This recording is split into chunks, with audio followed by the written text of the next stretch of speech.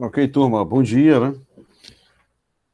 Bom dia para todos. Aula de literatura, 10/6/2021, ó, gravando.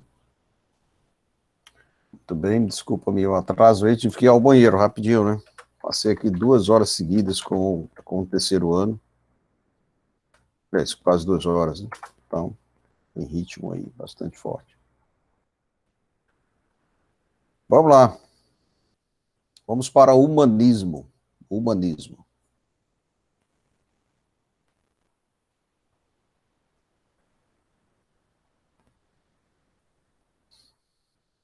Já fechamos essa parte de trovadorismo, certo? Vamos entrar em humanismo agora.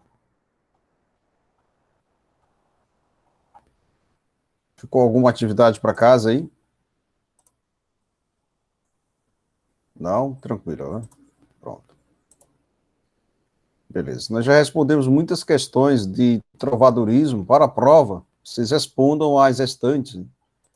Por exemplo, de trovadorismo, né? Respondam às demais questões das atividades número 07.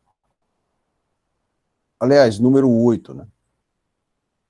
Número 8. É sobre trovadorismo, né? Deixa eu colocar aqui, né?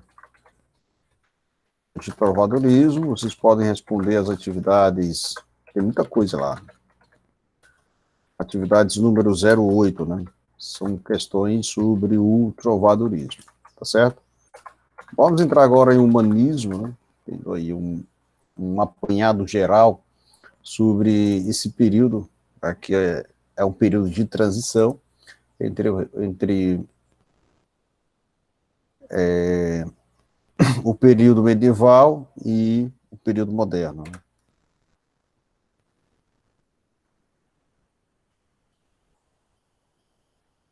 Pronto. Abrir aqui os outros módulos, ok. Muito bem.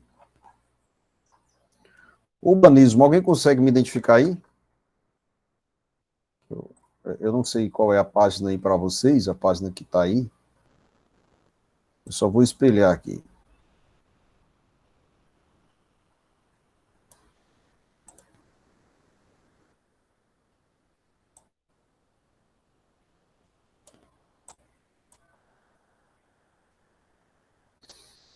Conseguiram ver? Visualizaram? Alguém pode colocar a página de Ezequiel. Obrigado, Ezequiel. Página 70 de Humanismo.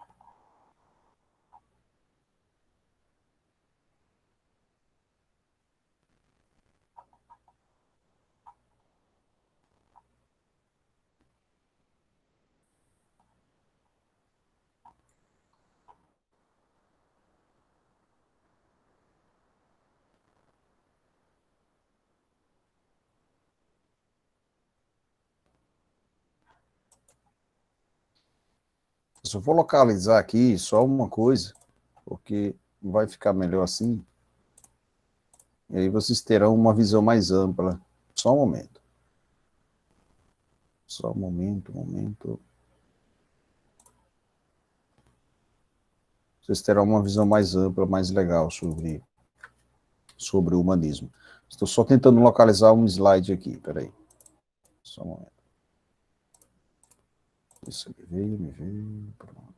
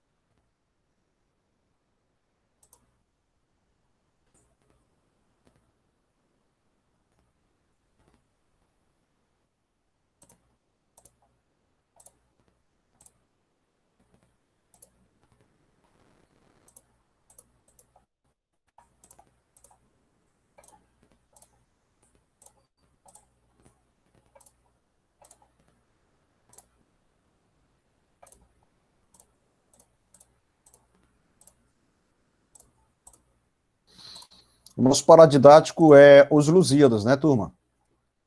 Os Lusíadas.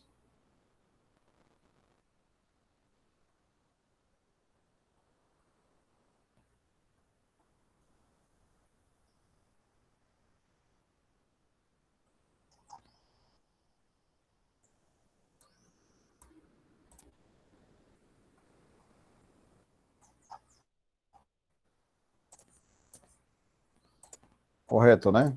Beleza.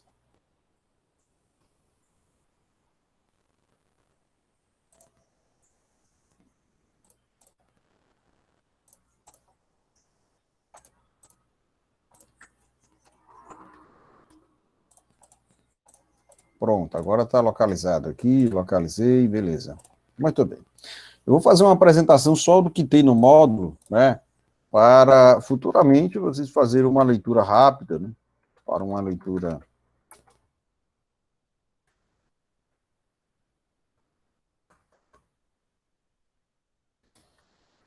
Para fazer uma leitura de revisão, tá certo? Tá, Humanismo, página 70. Eu vou mostrar alguns pontos aqui, sendo que minha aula será toda pelo slide aqui hoje.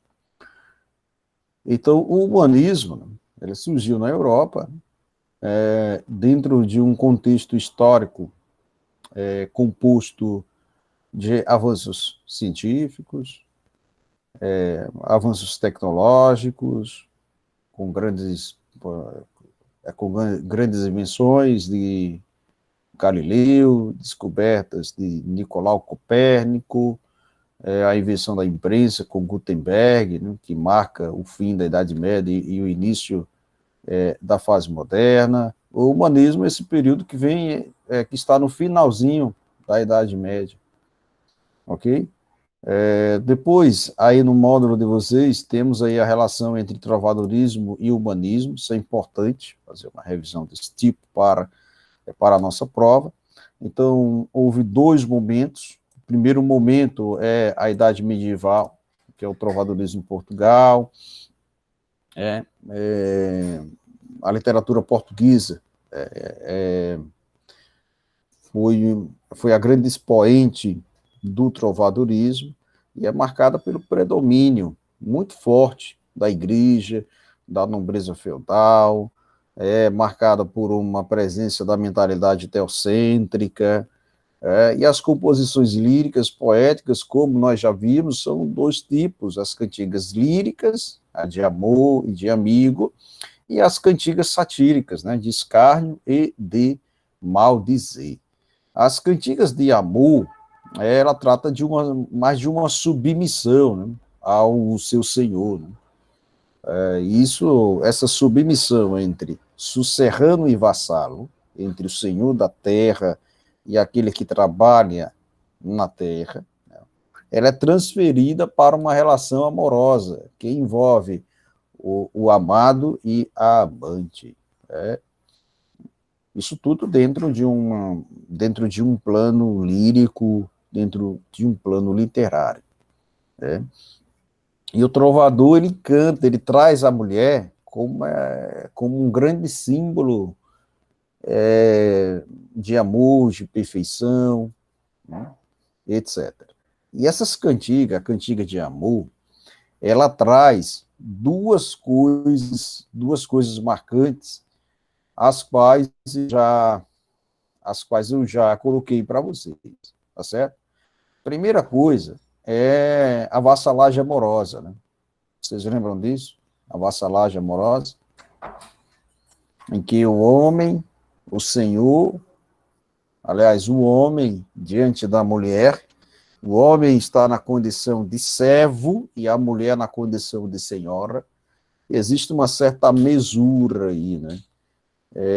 Geralmente, nessas cantigas de amor, o nome da mulher não é colocado, mas o homem se coloca como servo, né? E está diante de uma pessoa idealizada. A mulher é símbolo de uma pessoa idealizada e o homem é símbolo de um servo, que deve devotar todo o seu amor, o seu serviço para a senhora. Se bem que isso não acontecia de maneira concreta, é apenas de maneira subjetiva nos poemas, né? Até os trovadores faziam poemas para mulheres casadas, né? Isso aí já existia, né? Você fazia um elogio poético para uma mulher casada em homenagem a ela. Isso aí já existia. O outro ponto, né? A vassalagem, temos as cantigas, né? Temos a vassalagem amorosa. Vocês querem que eu fique copiando no chat? Fica melhor? Querem que eu copie no chat? Assim melhor, né? A outra beleza, é a coita de amor, né? Coita de amor, coita. O que é que significa propriamente isso, né? Coita de amor é o sofrimento, né? Sofrimento por um amor impossível de uma mulher, né? Coita, né? E o trovador, né? Ele transmite no poema esse sofrimento diante de uma mulher, diante de uma musa, e esse amor é impossível, né? Porque a dama, ela pertence a uma classe nobre, e ele, o trovador, pertence à classe pobre. Vocês, acho que está dando para entender aí, né? Então, essas são as características da cantiga de amor. O eu lírico, ele é masculino, ok? A vassalagem amorosa é algo bastante recorrente, e também a coita, a coita de amor, tá certo? A mulher, ela é idealizada, quase como um ser divino, né? E ele trata esse amor como algo impossível, né? E diz aí, em grande coita, Senhor, que pior é que a morte vivo, por boa fé e pelo vosso amor, esta coisa. Coita sofreu por vós, Senhor, né? Demonstra o sofrimento dela. E um dos grandes trovadores foi o Dom Diniz. A outra foi a cantiga de amigo que nós vimos, o lírico é feminino, apesar de ser escrito por um homem, né? Apesar de ser escrito por um trovador. O amigo, ele pode ser um amante ou pode ser um namorado mesmo, né? E essas cantigas eram realizadas em ambientes de festa, de comemoração, ou mesmo de ritual ligado à primavera, né? E traz como tema aí o dia a dia, a saudade do amigo que foi para a guerra, traz mesmo também ciúme, indignação, baile, né? Essa é a forma era a forma de literatura na época, tá certo? E, na maior parte, a mulher não se dirige, assim, diretamente ao homem, né? Mas ela assume um tom de confidente, né? De confidente a uma amiga, a uma irmã, a uma mãe, que vai falando desse namorado, desse amante, e parece que atualmente a coisa ainda permanece assim, né? Quando a mulher quer falar de um namorado ou de um amante, procura ser confidente para uma amiga, para uma irmã.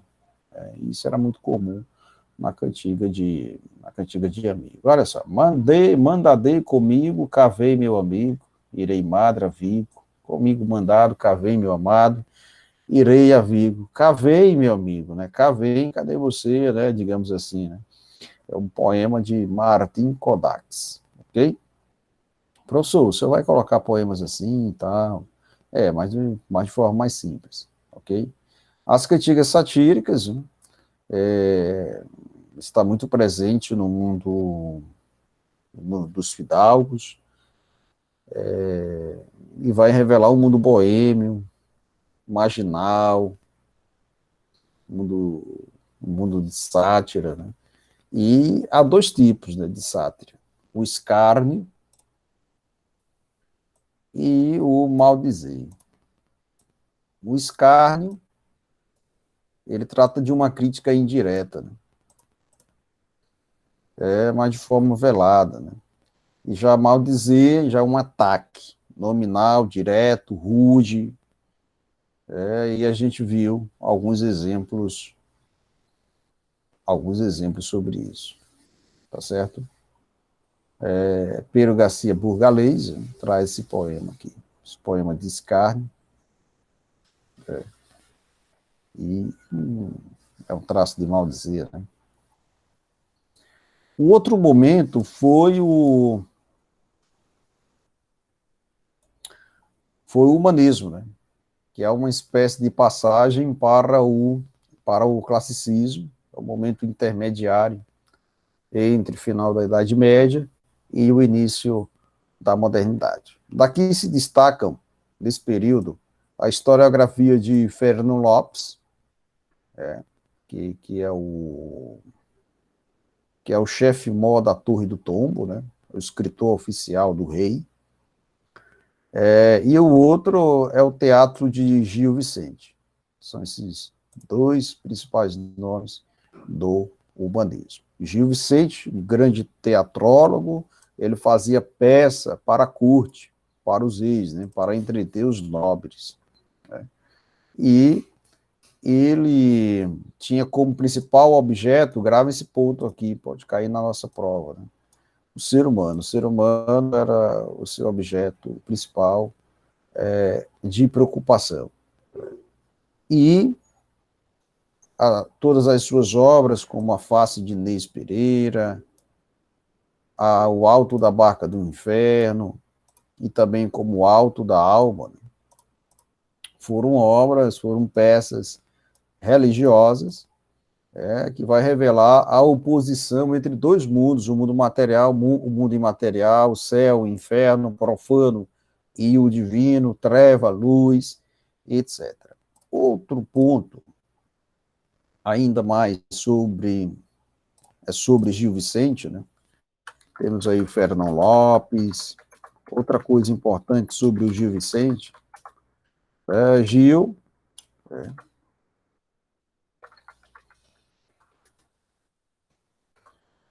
produzia peças teatrais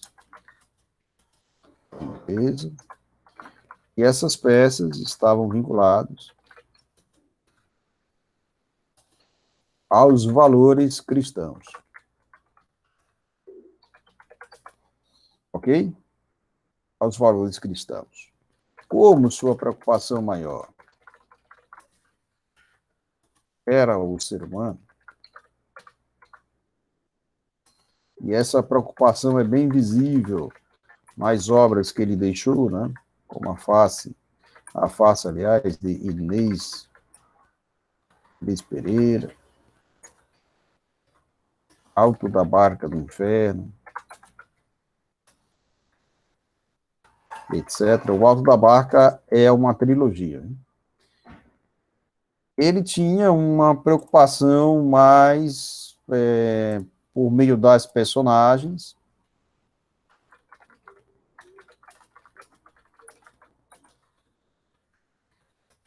eram tipos sociais, ele não colocava substantivo próprio, mas apenas indicava o cargo, o ofício de um determinado personagem.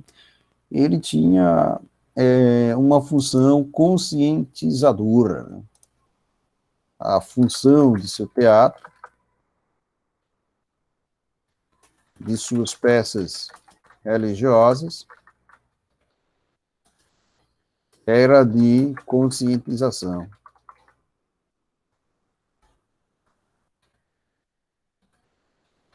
Era de conscientização.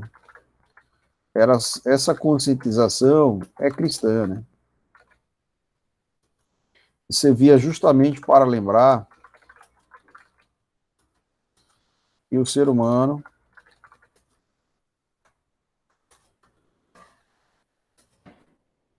pode ser salvo.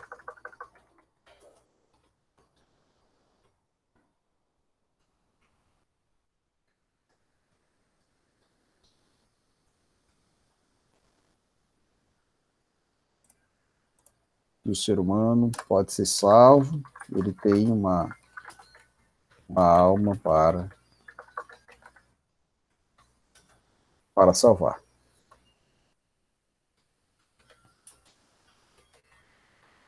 A vida eterna,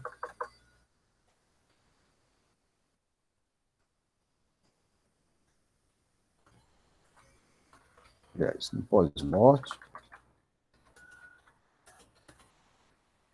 o ser humano há de encarar o céu ou o inferno de acordo com suas obras na Terra.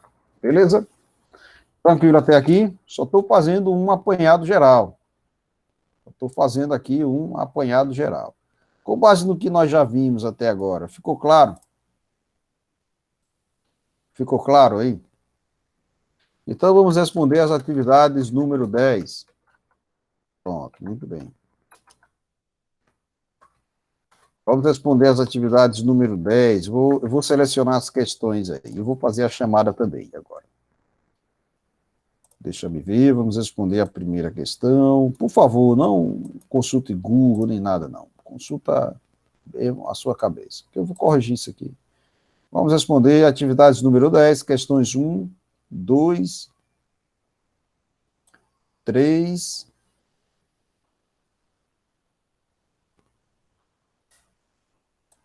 5,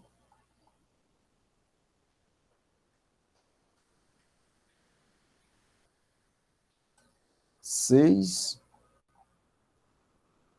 e a 4 aí, né? Todas, né? Questões de 1 a 6. Ok?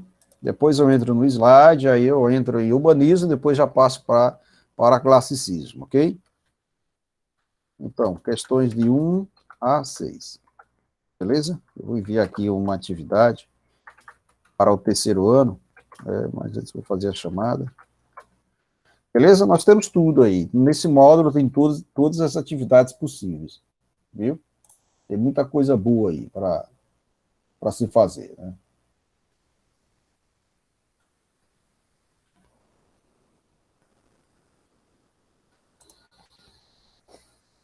Fazer a chamada aqui, vamos lá.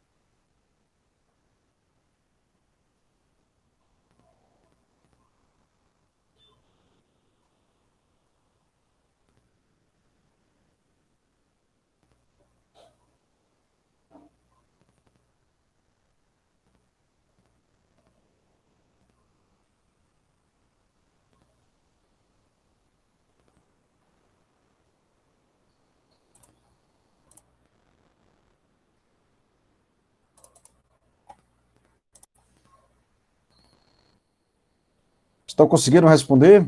É uma questão bacana aí, né? Você não vai encontrar dificuldade não nisso, né? Tá, Ezequiel?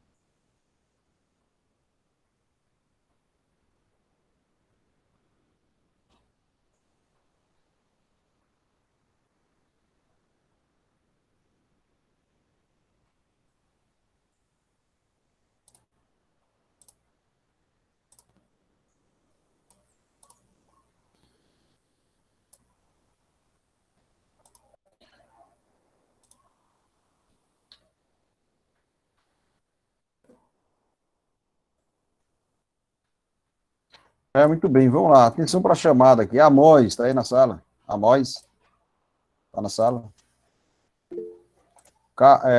Emily Cauane, está na sala.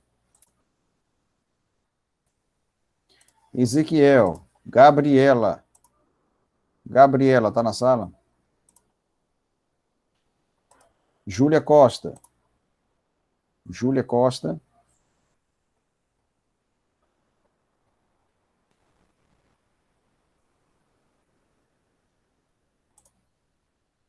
Júlia Fontes, estava aqui, Júlia, né?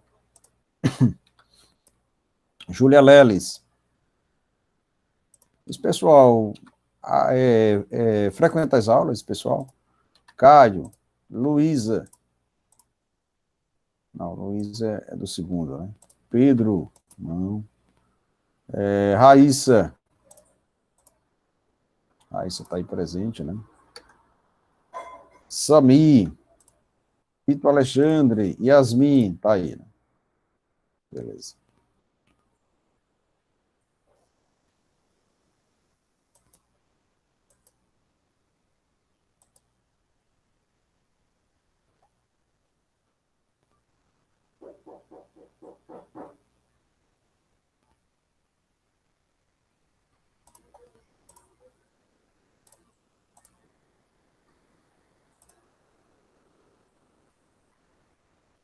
Emília, por favor, coloque seu nome aí completo, mais uma vez aqui, não está na lista, por favor.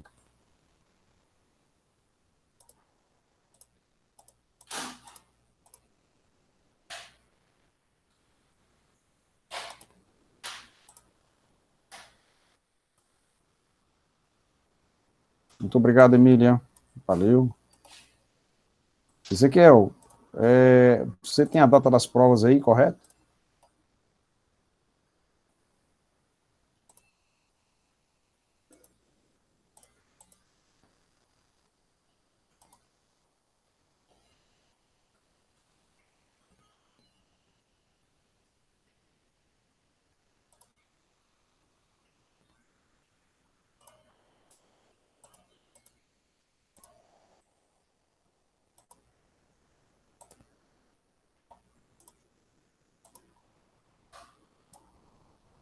Está preparado para as provas, Ezequiel?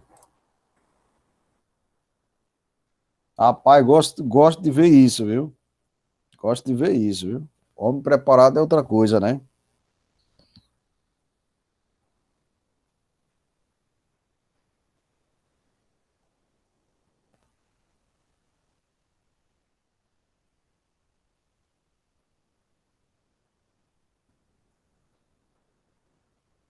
Muito bem. Responderam? Então vamos lá. Daqui a pouco eu tenho que entrar na outra aula aqui. E a ponte alternativa correta em relação a Gil Vicente. Então é a questão de humanismo. Então, respondendo as questões, deixa eu tirar aqui o carregador. Deixa eu tirar aqui as questões, por favor. Gente que olhou, por favor, o roteiro. Olha o roteiro lá na plataforma, viu? Certo? Então, correção. A ponte alternativa correta em relação a Gil Vicente. A. Compôs peças de teatro sacro e satírico. B. Introduziu a lírica trovadoresca.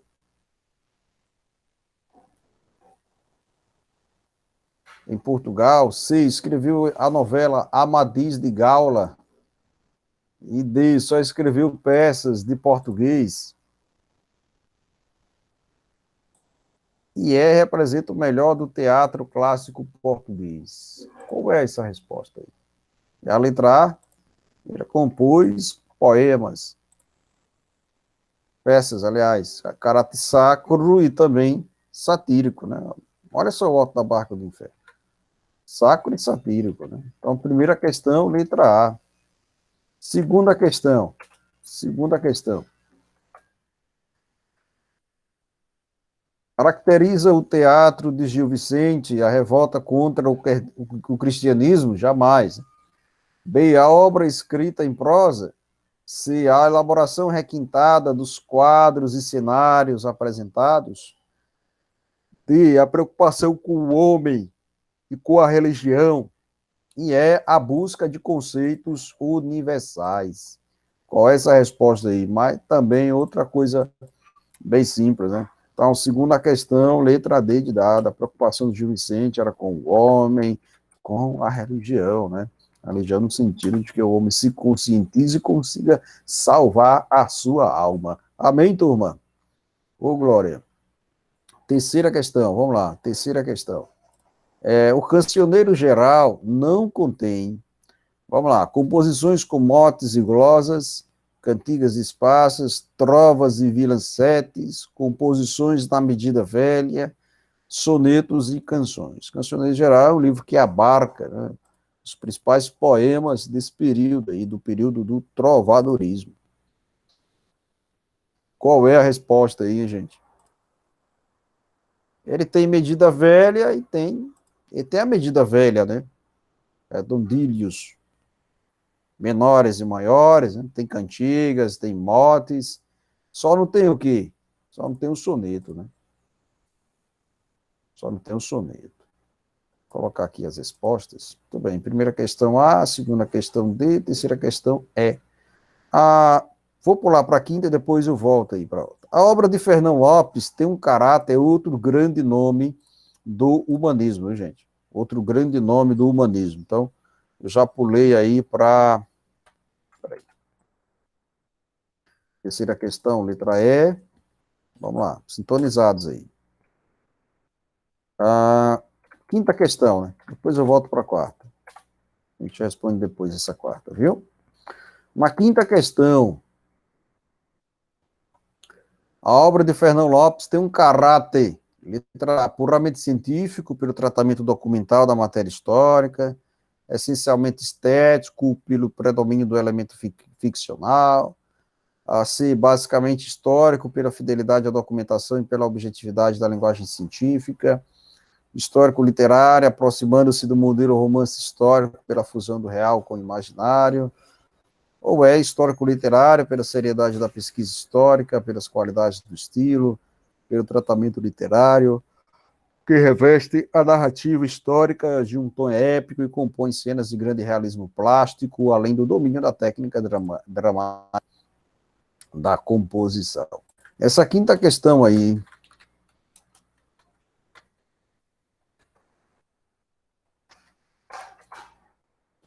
qual é a resposta nessa quinta questão?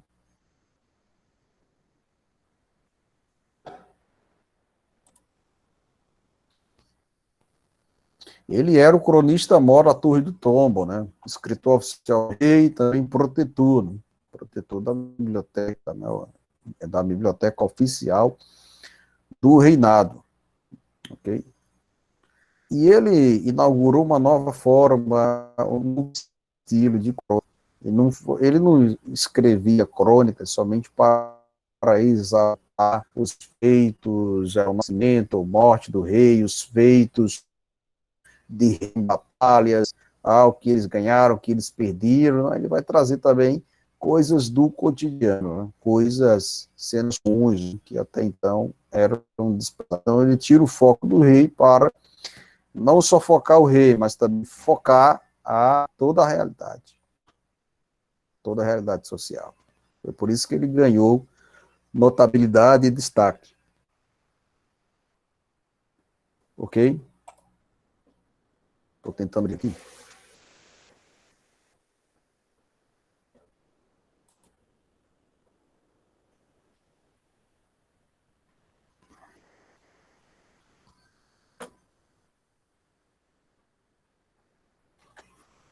Vocês escutaram a minha apresentação?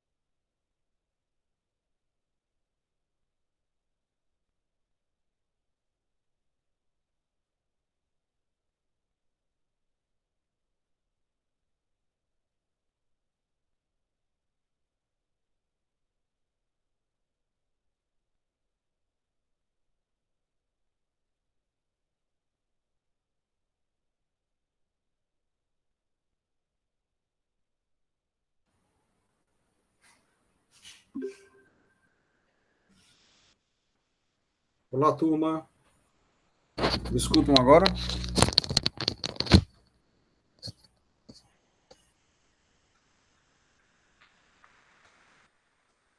Escutam? Pronto. Beleza. O Edson não está na lista aqui, não, né? Edson, coloca seu nome aí completo, por favor.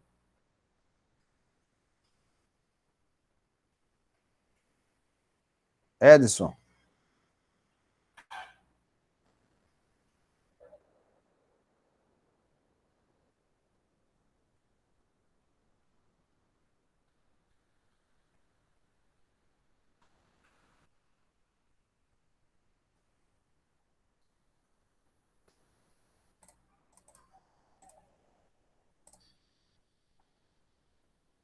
Ok, Edson, obrigado, viu? Estava olhando aqui, reparando. Então, vamos lá, paramos na quinta questão, né? Então, essa obra de Fernão Lopes, ele trouxe um certo tipo de linguagem, né? Mais objetivo, né? Mais objetivo, mais tranquilo, né? Se eu tentar aqui identificar aqui um trecho dela, e aí fica até bem mais fácil a gente trabalhar, né?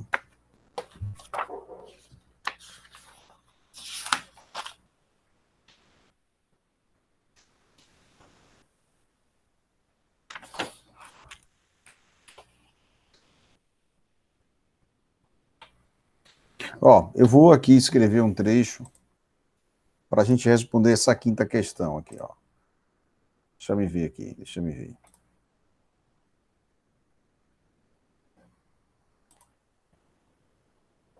Estão visualizando aí novamente a quinta? Estão, né?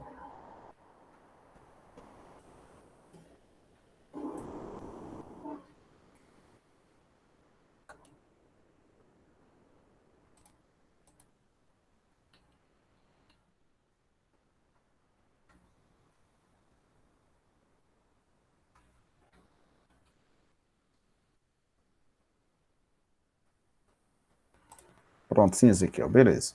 Eu vou escrever aqui um trecho bem simples, né? Que diz assim, ó, Cerco de Lisboa, né? Diz assim, é um trecho da crônica, chama assim, ó, vou copiar só o início, ó, crônica de Dom João I,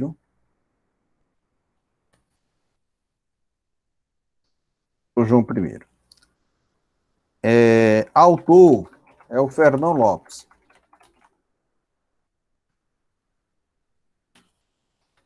Esse trecho vai vai apoiá-los para responder a quinta questão. Diz assim, ó, o título é O Cerco de Lisboa. Vou copiar só o início aí.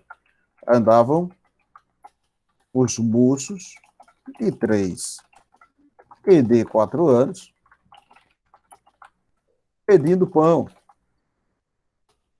pela cidade,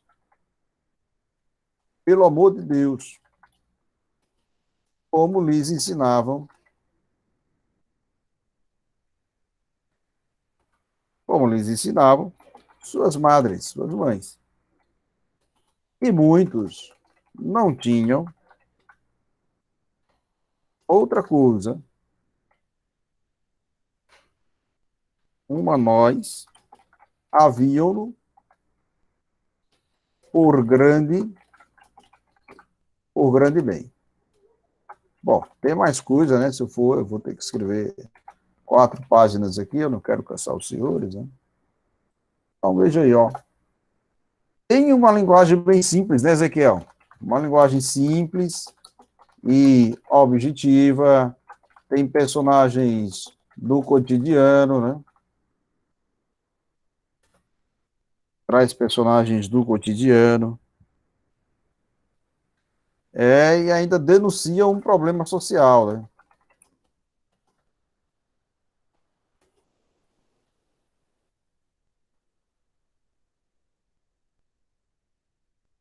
Ele denuncia a fonte e a fome, aliás, denuncia a fome e denuncia também a, a miséria. Ah, ok, Caio, né? Eu não conheço Caio ainda.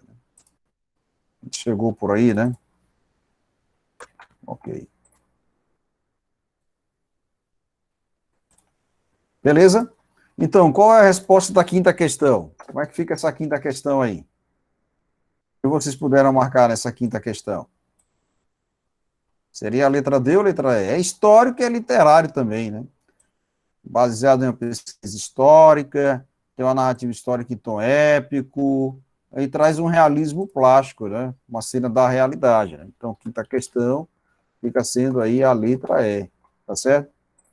Da questão, letra E. A outra é a sexta questão, que é uma questão do trovadorismo, né? Sexta questão, vamos lá. Sobre a poesia palaciana. Poesia palaciana. Assinar a alternativa falsa. Letra E. É mais espontânea que a poesia trovadoresca pela superação da influência provençal, pela ausência de normas para a composição poética e pelo retorno à medida velha. B. A poesia que no trovadorismo era canto separa-se da música, passando a ser fala, destina-se à leitura individual ou à recitação, sem o apoio de instrumentos musicais.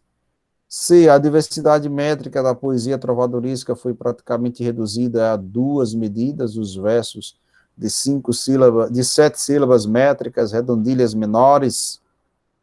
D. A utilização sistemática dos versos, redondilhas, denominou-se medida velha por oposição à medida nova, denominação que recebemos versos decassílabos, trazidos da Itália por Sá de Miranda em 1527, a letra E. A poesia palaciana foi compilada em 1516 por Garcia de Rezende, no Cancioneiro Geral, etc. Qual é a resposta dessa daí? Sexta questão. Ele quer a alternativa falsa, né?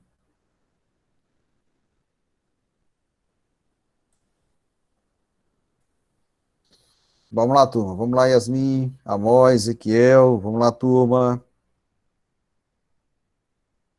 Qual é a resposta? Coloquei até um trecho para... Aliás, como é sobre trovadorismo, né? Dá para...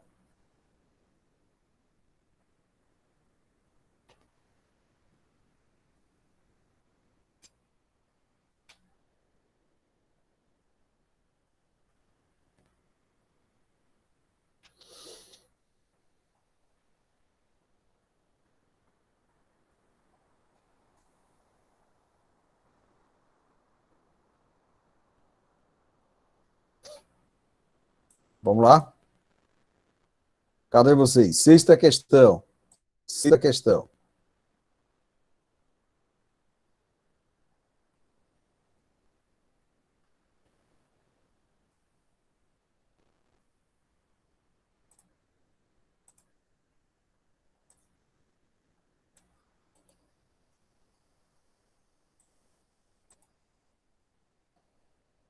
Letra E, Ezequiel.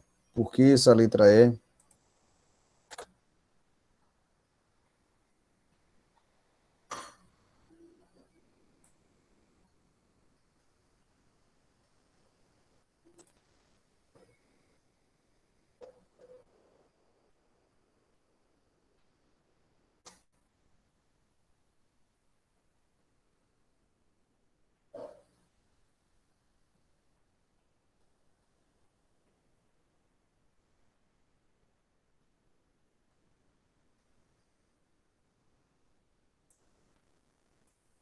Alguém, alguém mais para responder?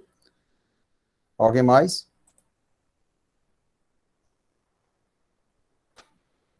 A letra E, Ezequiel. Não, né, Ezequiel? Olha só. Olhando aqui a letra A, foca aqui, ó. Pronto, beleza.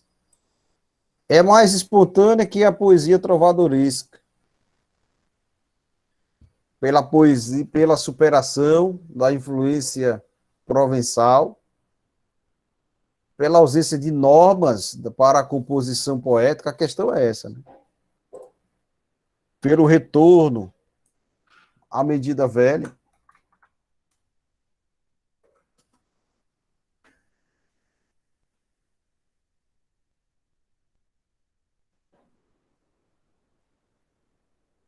Poesia parnasia, aliás, palaciana, né?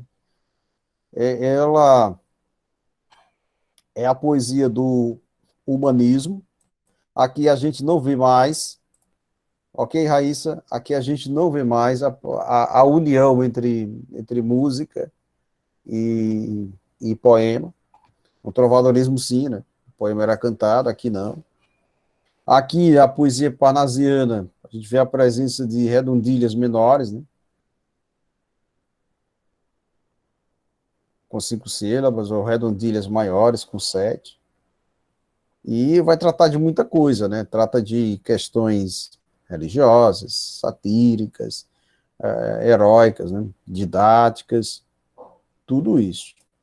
Tá? Se você for olhar bem aí, a ausência de normas torna o item incorreto, né? Porque ela se utiliza é, da, é da, da forma metrificada, se redondilhas maiores e redondilhas menores. Então a resposta correta aí seria a letra A. Ok? Beleza?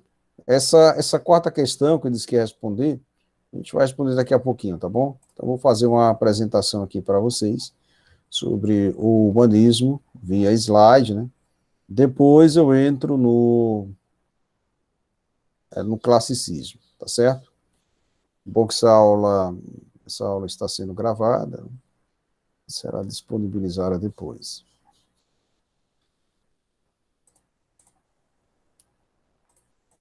Chegaram a ler alguma coisa de Camões? Dos Lusíadas, alguma coisa aí? Chegaram a ler?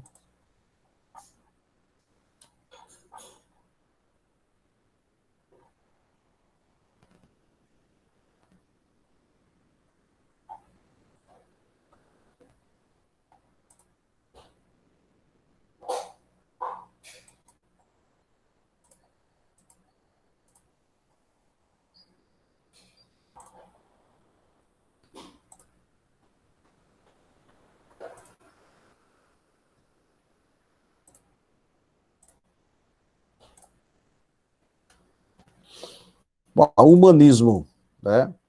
Vou entrar em humanismo, né? Depois eu entro em classicismo, tá certo? Classicismo, o que eu vou pedir isso? Eu vou pedir apenas os Lusíadas, né? Aquele paradidático de leitura obrigatória, certo? Só um momento, vou tomar uma água rapidinho aqui e volto já, certo?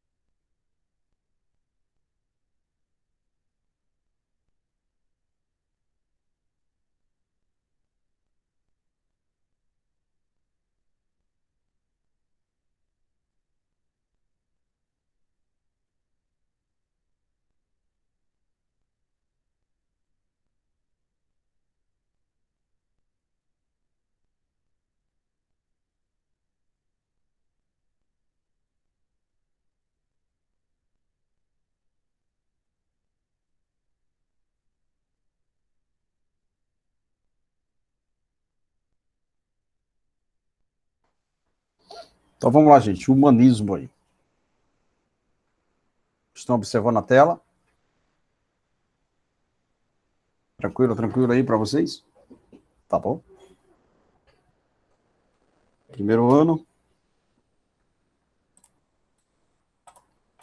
Então vamos lá, o humanismo foi essa fase de transição, né, entre a Idade Média e o Renascimento, e começou em 1434, finalizou em 1527, né, com a chegada do classicismo ou o Renascimento. Né. Os valores, fazendo uma comparação dos valores medievais com os valores renascentistas, né, na Idade Média, o teocentrismo, a influência cristã, o dogmatismo era muito presente, mediante temas religiosos, né? E os temas religiosos contagiavam também a literatura, como contagiou o trovadorismo, e o Renascimento foi mais aquele movimento literário que baseado em uma liberdade criativa, liberdade artística, individualismo, em consideração do ser humano como ser autônomo, e traz também temas pagãos. O contexto histórico é marcada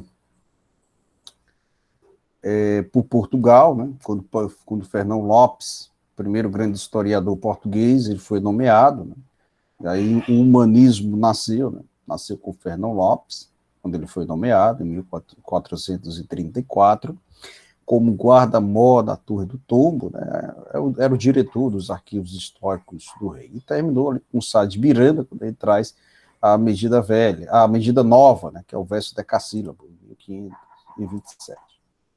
Os aspectos do humanismo na literatura, né, se registram por três grandes produções. Primeiramente, Fernão Lopes. Segundo, a poesia parnassiana.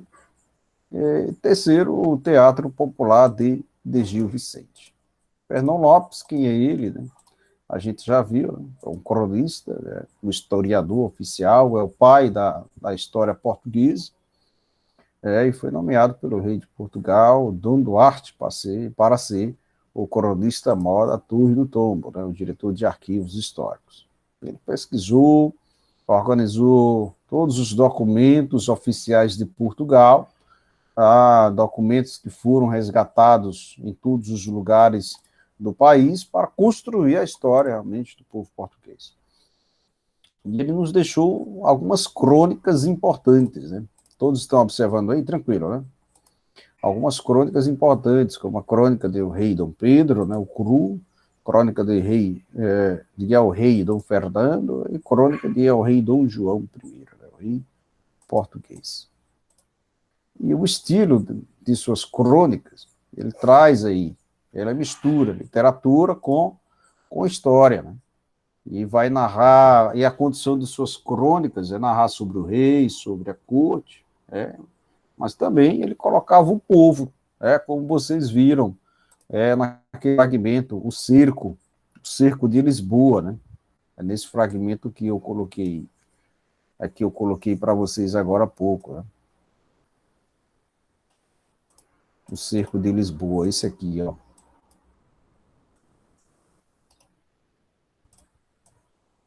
Deixa eu copiar e colar novamente aqui para vocês. O cerco de Lisboa, né? E ele traz o povo aqui, ele traz, por exemplo, pessoas, né? Pessoas na rua, pedintes, e foi uma grande inovação, porque existia um grande tabu social, né? E seu estilo literário é bem vivaz, é bem envolvente, vai descrevendo os acontecimentos, a linguagem é simples e coloquial, e ele não focou somente o palácio, né? Focou também a realidade popular, porque na cabeça de Fernão Lopes, né, para se contar uma história é necessário envolver todos os componentes possíveis que se passa na realidade, que se passa em uma nação. Beleza aí? Tranquilo? Então, continuemos. Um exemplo de crônica, né, é o rei Dom Pedro, o Cruel, né, sobre Inês de Castro, né, Inês de Castro veio de Portugal, em companhia de Dona Constância, era uma princesa espanhola, que se casara com Dom Pedro de Castela, né, filho de Afonso IV, filho de um nobre espanhol. Inês se apaixonou, né, pelo príncipe, né, mas depois é que Dona Constância morreu, Inês e Pedro se casaram, né, às escondidas, e aí Dom Afonso IV ficou muito irado, né, desagradou Dom Afonso, uma vez que o rei ele seria, uma vez que o Dom Pedro de Castela, né, ele seria rei, né, e ele precisava se casar com uma princesa legitimamente espanhola. Mas Pedro amava muito Inês e tiveram filhos, né, o que piorou toda a situação. E aí o pai negou tudo, tudo casamento, né? E aí o rei fez algumas artimanhas, trouxe a Inês de Castro para Coimbra, julgou, né? Depois a matou por decapitação. Quando Dom Pedro de Castela, o Dom Pedro I, assumiu o poder, né? Ele descontou, né? Fez dela, mesmo depois de morta, rainha, e obrigou os nobres a beijar sua mão, né? Os ossos da rainha, né? Então, Inês de Castro foi a rainha coroada depois de morta. Ok? Tempos depois construiu um templo, né? Se construiu o mosteiro de Alcobaça, né? E fez lá o templo de Inês, e que foi esse túmulo aqui, é o túmulo de Dom Pedro de Castela e Inês de Castro. Eles foram enterrados aqui. Bonito, né? Dentro de um monastério. Segundo ponto do humanismo é a poesia palaciana, né? Produção de nobres, o público era nobres, e a declamação onde? Nos palácios. Rompe com a tradição do acompanhamento musical, a poesia agora é separada da música, né? Eles gostam de fazer, por exemplo, à noite, né? É um momento de declamação poética, né? Isso era importante, e o lírico era masculino, se utilizava de algumas figuras de linguagem, e a mulher já era não tão inacessível assim, não tão considerada uma musa, uma deusa, e surgem outras formas aí de poema, como a cantiga, a trova, o vilancete, né? E essas poesias, né, elas foram reunidas em um livro, no Cancioneiro Geral, né, 800 composições organizadas pelo Garcia de Rezende. Ok? Tranquilo até aí?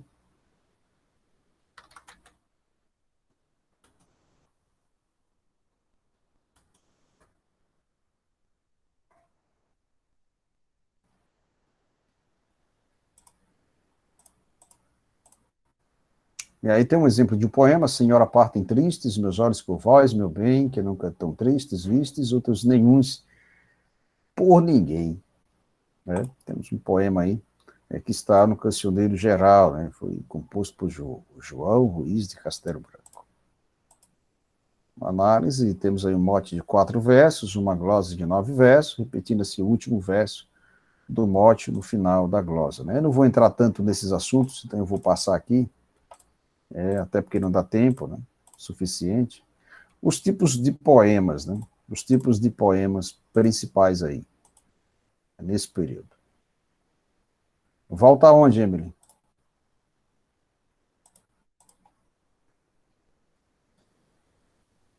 Volta aonde? Emily, eu vou para os tipos de poemas palacianos, viu? Ah, ok, mas a aula está sendo gravada, Emily. É aqui que você quer? Eu não vou entrar tanto aqui não, tá bom? Certo? Eu vou adiante aqui. É aqui que você quer? Porque eu tenho que entrar ainda em... Ah, certo. Então você veja isso com o professor Luciano, viu? Uma forma de você conseguir entrar. Beleza? Pronto, tranquilo. Alguns tipos de poemas parnassianos, né? Palacianos, que dizem respeito à métrica, né? O vilancete, a cantiga, a trova, a espaça. A cantiga é um mote, né, de 4 a 5 versos, e uma glosa, geralmente, de 8 a 10 versos. Né? E a trova é um poema cujo mote é desenvolvido em 2 ou mais estrofes. E a espaça, que é um poema, né, que tem de 8 a 16 versos, ele é mais melancólico, ok? Uma curiosidade histórica, né, durante o reinado de Dom Afonso V, em Portugal, no século XV, a poesia e o canto se separam, né, passando a primeira a ser elaborada com ritmo, musicalidade, métrica. Então, foi composta para ser declamada ou pode ser lida individualmente, algo que se contrapôs ao trovadorismo. Ok? E, por fim, tem o teatro de Gil Vicente, né? Como nós já vimos, né? É um teatro religioso, sacro, né? Também satírico. Ele escrevia peças justamente para serem encenadas em períodos festivos, né? De acordo com o calendário da Igreja Católica, né? Período de Páscoa e em Natal, e os autos eram cheios de mistério, né? De milagres, de histórias de santos. E a intenção mesmo é a doutrinação cristã, a conscientização para a importância da fé. Gil Vicente foi o primeiro dramaturgo português, poeta, famoso, desempenhou várias atividades de música, ator e encenador, e atuava como animador de festas também. E era bastante frequentador da corte portuguesa. Ok? Algumas características dos autos de Gil Vicente, né? A simplicidade, a ausência de um cenário pronto, né? Às vezes realizava na rua mesmo, né? E tem um caráter religioso, tá certo? Eu vou parar por aqui. Parei a minha exposição aqui, porque eu quero entrar em Os Lusíadas, tá certo? Nossa aula termina aqui, hora, 10h20, né?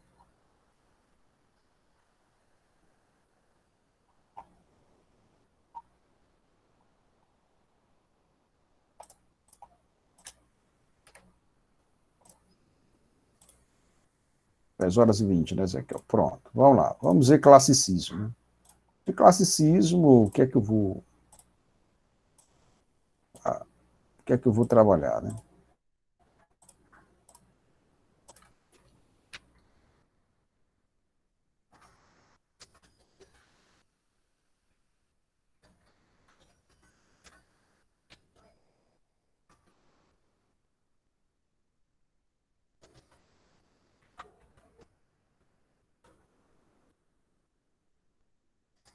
O que é que nós temos de classicismo aí?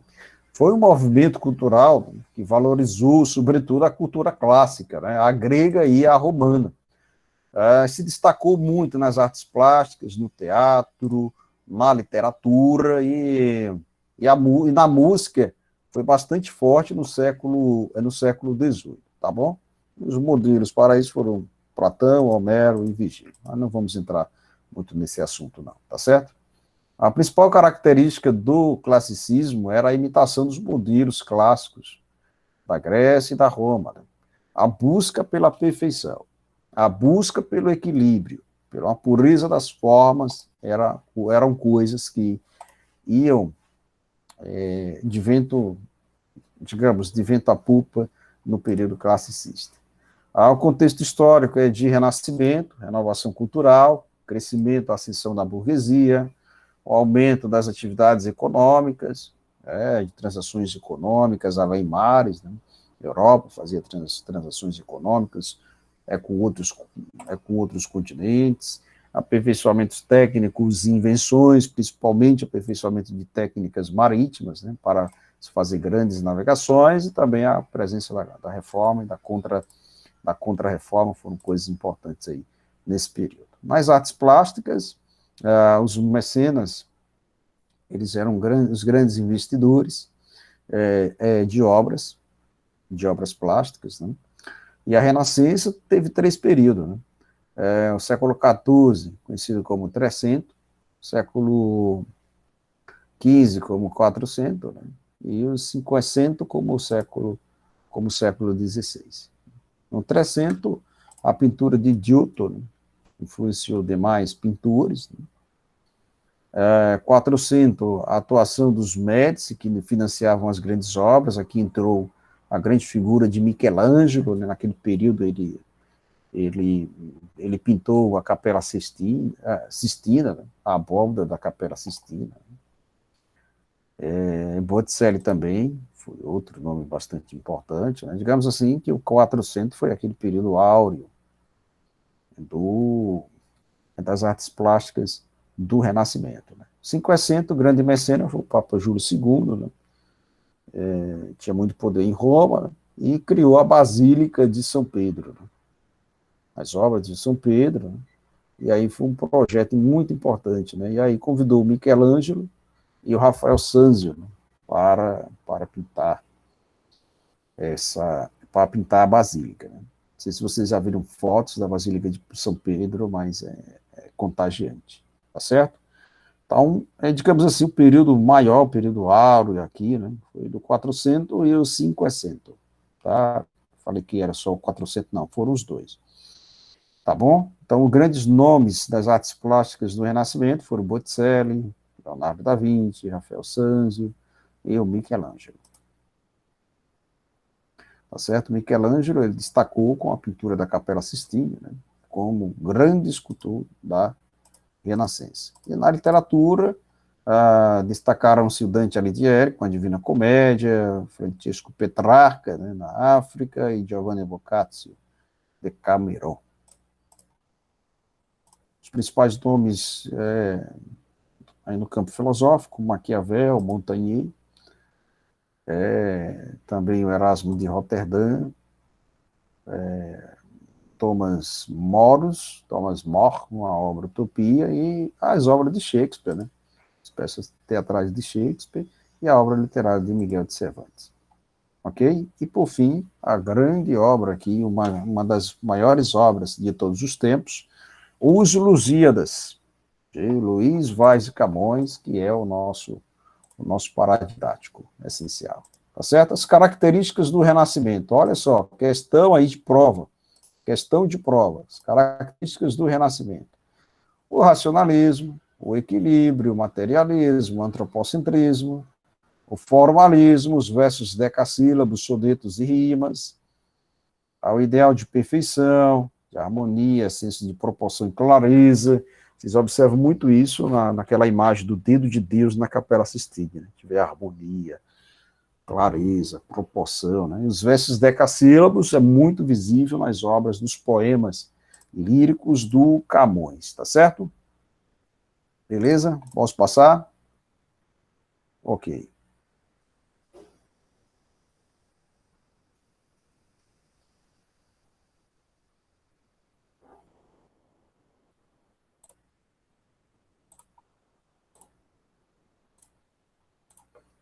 Os Lusíadas. Foi uma obra que eu pedi para vocês já revisarem, não foi, Ezequiel? Pedi para vocês olharem bem essa obra.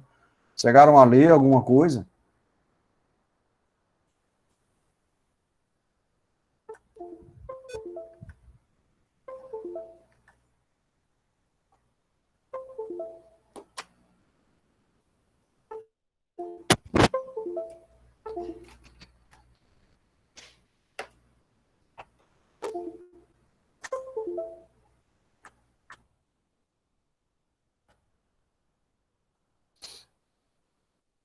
Chegaram a ver alguma coisa?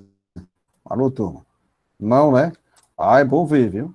Luís Vaz de Camões, principal obra desse período, né? Obra do Renascimento. Camões, o maior poeta da língua portuguesa, escreveu em versos, redondilhas, decassílabos.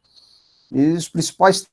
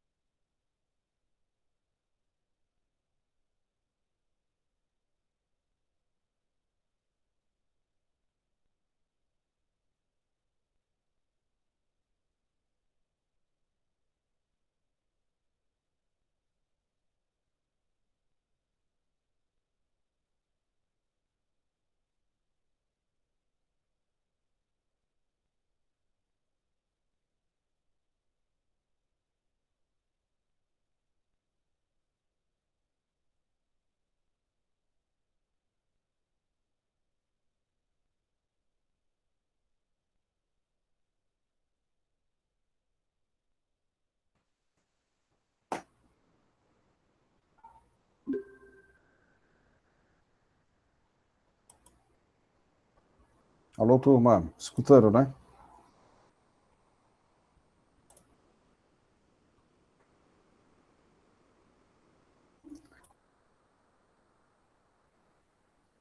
Pronto. Muito bem. A segunda parte, a terceira parte é a dedicatória, né? O poema é dedicado ao rei Dom Sebastião, visto como de propagação católica, das conquistas portuguesas, mas ele se perdeu na África, né? Salvo morreu, nunca mais apareceu, né? E a quarta é a narração, né? A matéria do poema é em si, né? É a viagem do Vasco da Gama, as glórias da história heróica portuguesa, tá certo? Esse é o centro da obra, ok?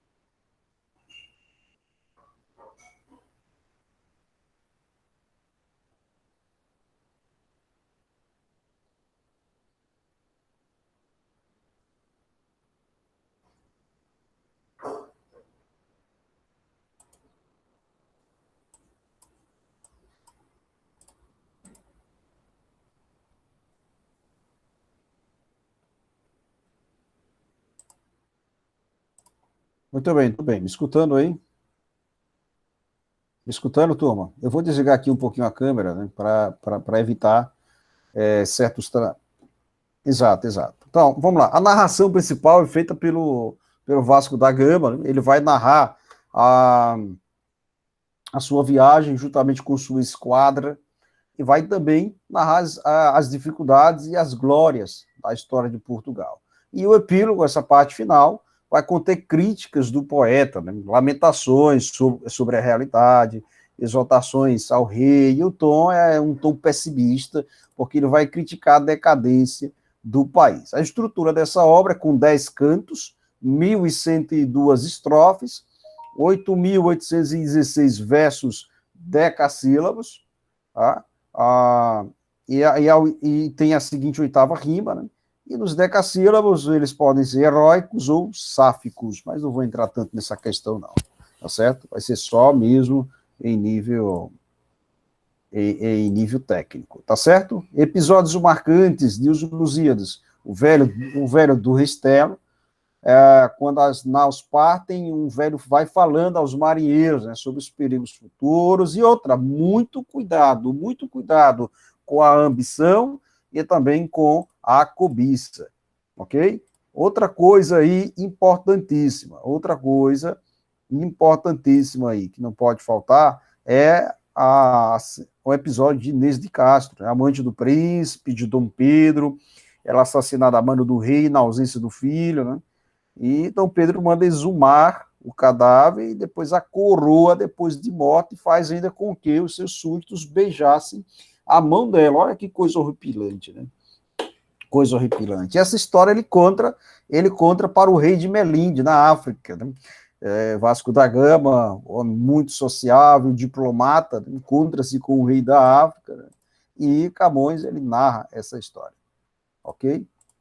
Depois o gigante Adamastor, que é símbolo, que é a metáfora do Cabo das Tormentas, é um cabo onde muitos navios naufragavam e marinheiros perdiam a sua vida, e era narrado como se fosse um monstro, né?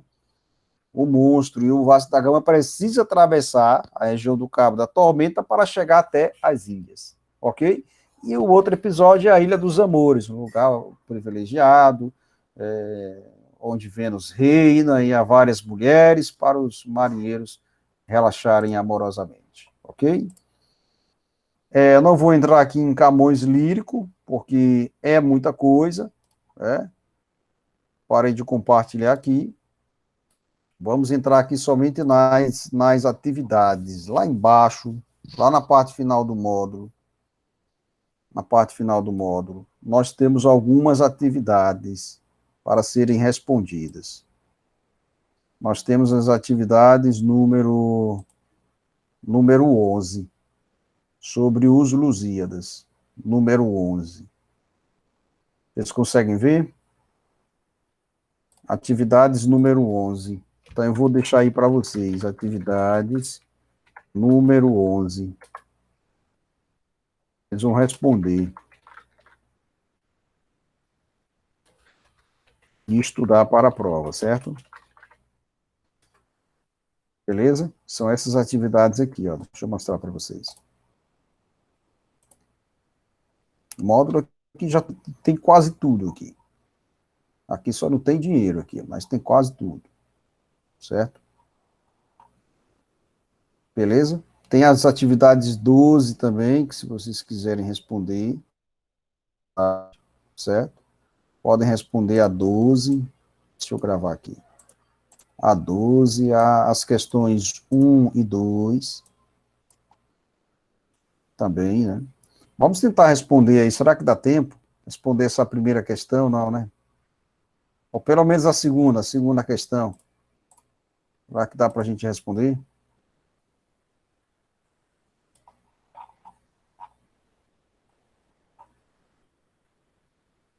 E lembrando que tem uma atividade aí, atividade suplementar de Os Lusíadas. Não sei se vocês já viram aí, atividade suplementar de Os Lusíadas. Também tem essas atividades. Certo? Se vocês quiserem responder, responda, envia para o meu e-mail, que aí eu mando o gabarito. Amanhã. Amanhã vocês me lembram isso. Certo? Então, o que é que vocês vão responder agora? Para casa, né? Estudar para casa.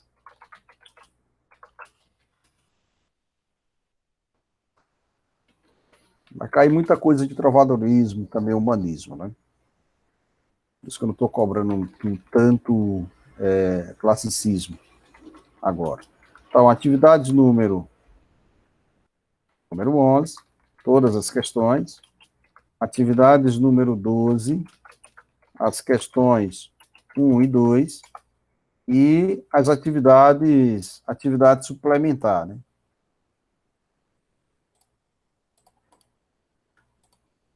E atividade suplementar, tá certo? Beleza? Alguma dúvida? Tranquilo? Anotem aí. Tira um print aí e tal.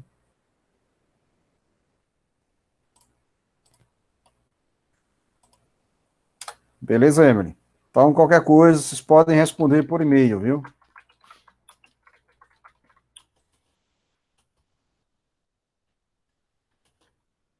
Agora me lembre isso amanhã, tá bom? Certo? Então, 10 horas e 20 minutos, né? É o nosso horário. Chegou ao final, né? Muito bem.